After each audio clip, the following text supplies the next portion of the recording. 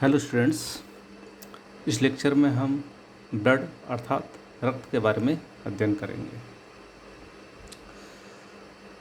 रक्त एक प्रकार का तरल संयोजी ऊतक होता है तथा ऑक्सीजनेटेड ब्लड अर्थात ऐसा ब्लड जिसमें ऑक्सीजन होती है वह मेटेलिक रेड कलर का होता है, जबकि deoxygenated blood dark red colour का होता है।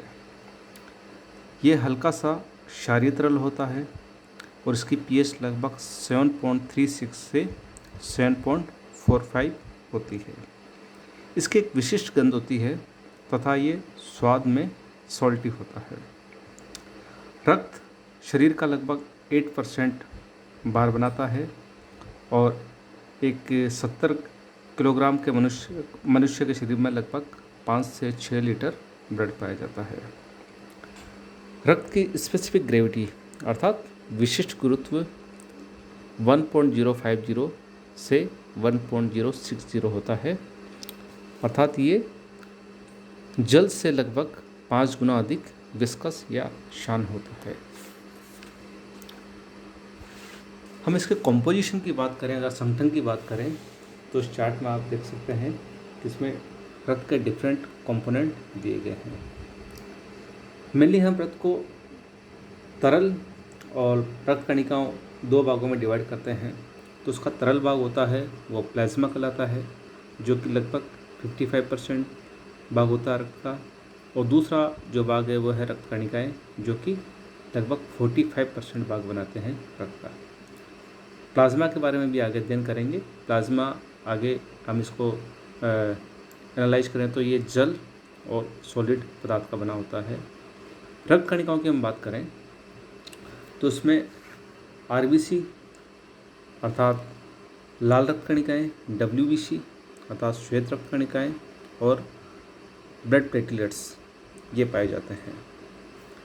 ल्यूकोसाइट अर्थात डब्ल्यूबीसी या श्वेत रक्त कणिकाएँ आगे कणिकीय और अकणिकीय प्रकार की होती है, और कणिकीय प्रकार की कणिकीय जो डब्ल्यूबीसी होती है वो भी आगे 3 प्रकार की होती है, एसिडोफिल, बेसोफिल और न्यूट्रोफिल।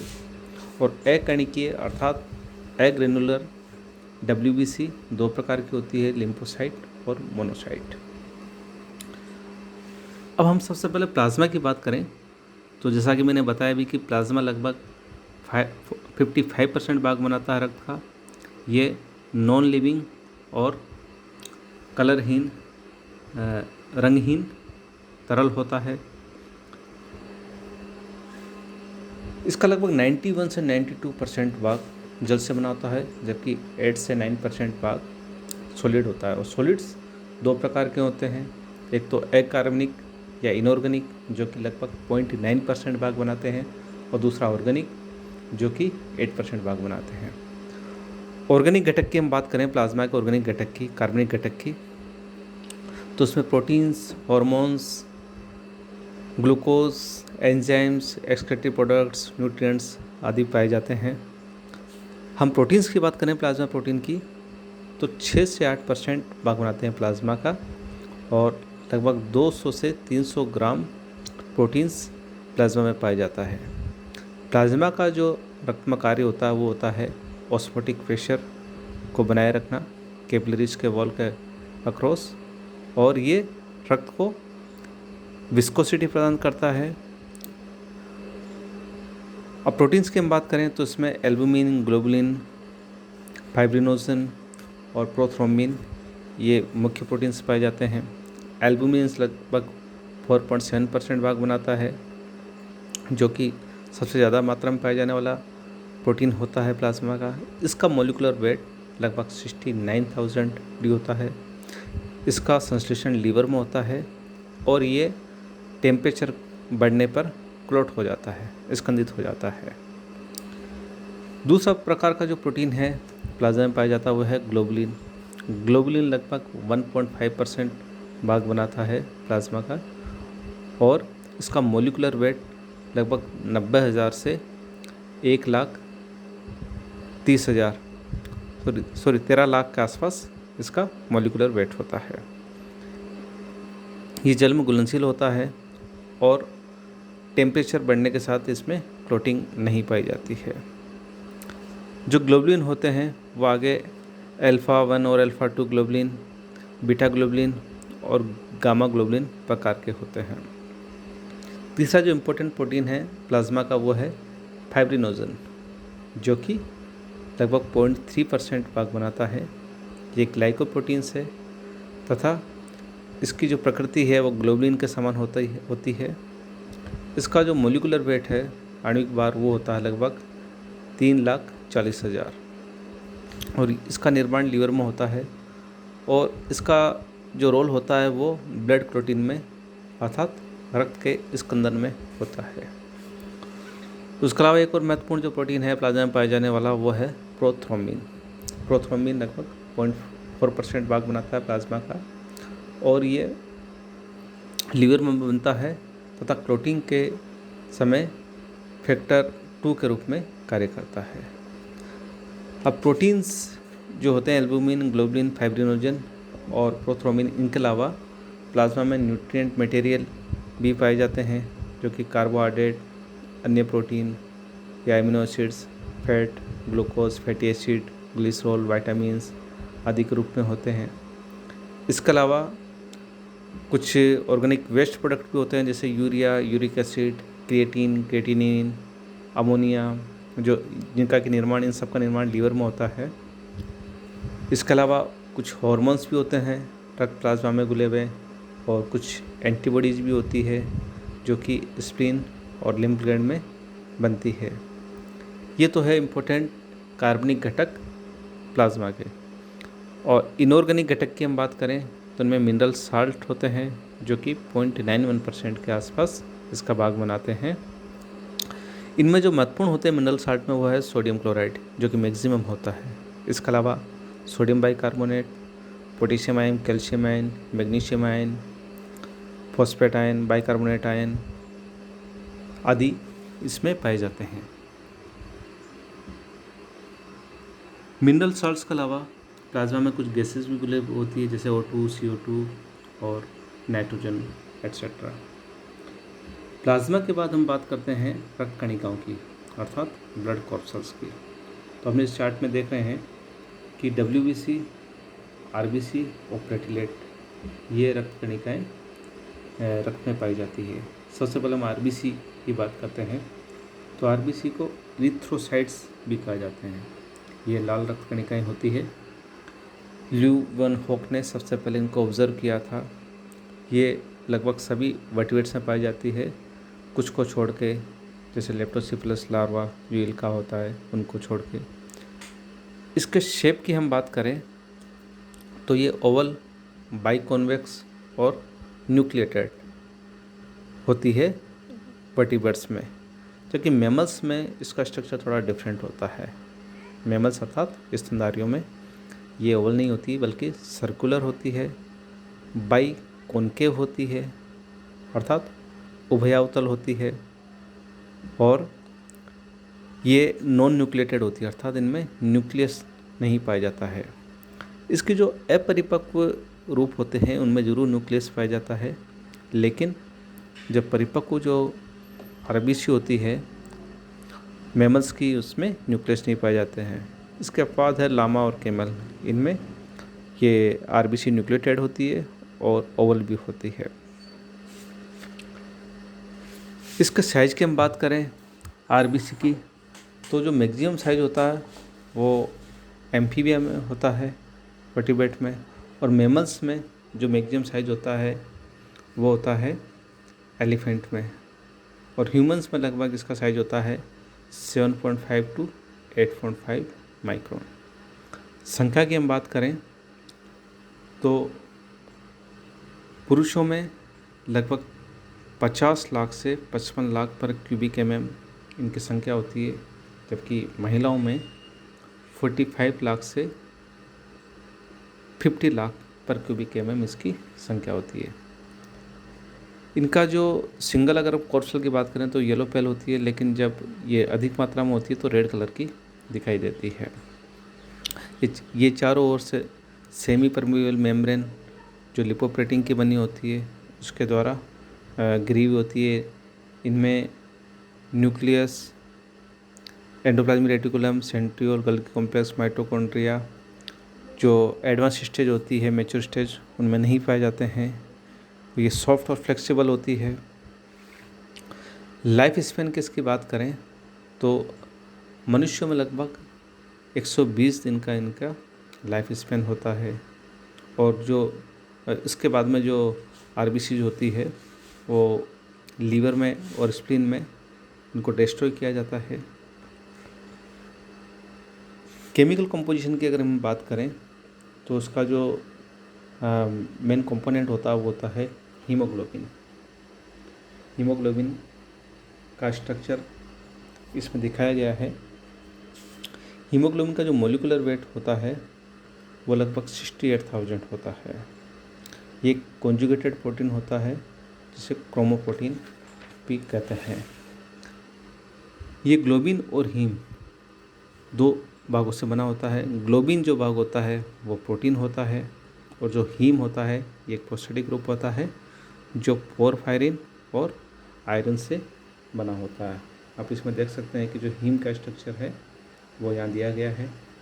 और जो ग्लोबिन इसका प्रोटीन होता है वह 2 अल्फा और 2 बीटा पॉलीपेप्टाइड से बना होता है। अर्थात इसमें 4 पॉलीपेप्टाइड चेन पाई जाती है, 2 अल्फा और 2 बीटा। और प्रत्येक पॉलीपेप्टाइड चेन के साथ एक हीम समूह जुड़ा रहता है।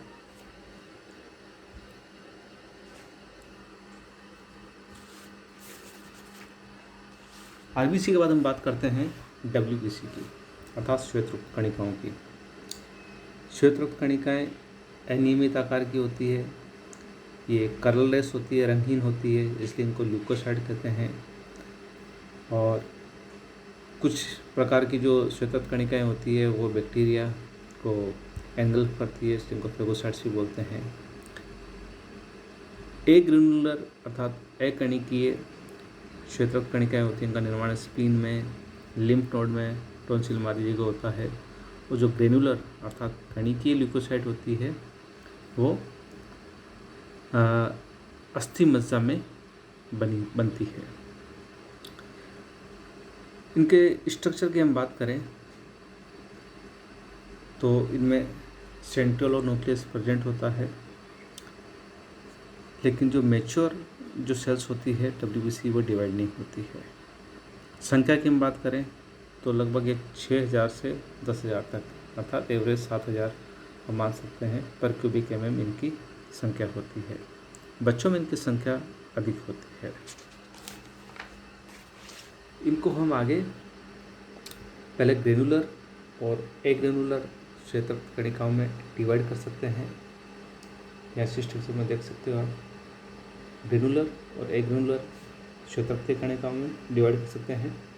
और जो ग्रेनुलोसाइट होती है ग्रेनुलर, उनको आगे न्यूट्रोफिल, ईओसिनोफिल और बेसोफिल, यहाँ देख सकते हैं आप डायग्राम, न्यूट्रोफिल, ईओसिनोफिल और बेसोफिल 3 प्रकार में सब डिवाइडेड करते हैं।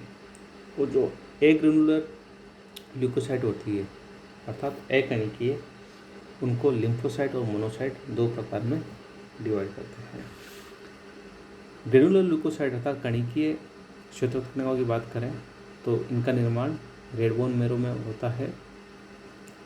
और इनमें जो न्यूक्लियस होता है वो पालित होता है और ये टोटल आरबीसी के लगभग 75% भाग बनाती है।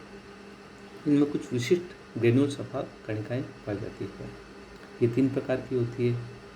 पहली ये बात करते हैं न्यूट्रोफिल, ये जो कि 60 से 70% डब्ल्यूबीसी बनाती है और इनका लाइफ स्पैन लगभग 30 घंटे होता है। इनका डायमीटर जो होता है, व्यास वो लगभग 12 से 15 माइक्रोन होता है। और इनमें जो न्यूक्लियस होता है वो 2 से 5 लोब्स अर्थात पालियों से बना होता है, इसलिए इन्हें पॉलीमॉर्फोन्यूक्लियर न्यूक्लियोसाइड्स कहते हैं। ये एसिडिक और एल्कलाइन दोनों प्रकार के डाई जो होते हैं रंजक उसको एब्जॉर्ब करती है और तथा न्यूट्रल पर्पल कलर प्रोड्यूस करती है। लगभग 3% जो न्यूट्रोफिल्स होती है फीमेल्स की, उनमें सेक्स क्रोमोसोम जो होता है वो न्यूक्लियर लोब से एक स्टॉक द्वारा अटैच होता है, जिसे ड्रम स्टिक क्रोमोसोम कहते हैं। इनमें अमीबॉइड मूवमेंट्स पाया जाता है। उनका कार्य, जो मुख्य कार्य होता है, वो शरीर को जो बैक्टीरिया होते हैं हार्मफुल, उनके अगेंस्ट बचाना। दूसरी प्रकार की जो डब्ल्यूबीसी होती है वो है इओसिनोफिल्स। इओसिनोफिल जो कि नॉन फेगोसाइटिक होती है तथा 1 से 4% डब्ल्यूबीसी बनाती है। इनका लाइफ स्पेन होता है वो 8 से 12 डेज होता है। उनका डायमीटर होता है व्यास वो 10 से 15 माइक्रोन होता है। इनमें जो न्यूक्लियस होता है उसमें 2 लोब पाए जाते हैं जो कि आपस में एक कनेक्ट होते हैं इस्थमस द्वारा। इनके फंक्शन की हम बात करें तो उनका जो फंक्शन होता है वो होता है detoxification and destruction of protein of toxic type. जो टॉक्सिक प्रकार के जो प्रोटीन होते हैं उनका डिटॉक्सिफिकेशन करना और उनको डिस्ट्रक्शन करना। इसके अलावा जो तीसरा टाइप है ग्रेनुलोसाइट का वो है बेसोफिल्स। ये भी नॉन फेगोसाइटिक होती है तथा टोटल डब्ल्यूबीसी का 0.5 to 4% भाग बनाती है। इनका लाइफ स्पेन 12 से 15 दिन होता है। उनका डायमीटर जो होता है वो 8 से 12 माइक्रोन होता है।